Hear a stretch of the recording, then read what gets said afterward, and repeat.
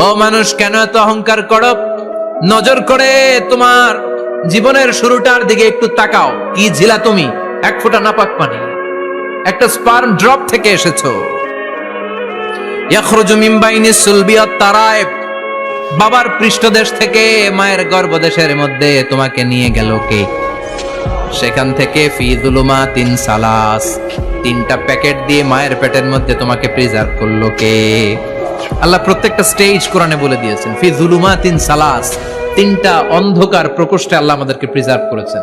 মায়ের ভুলের একটা প্যাকেট, মায়ের জরায়ুর একটা প্যাকেট, আবার মায়ের পেটের একটা প্যাকেট।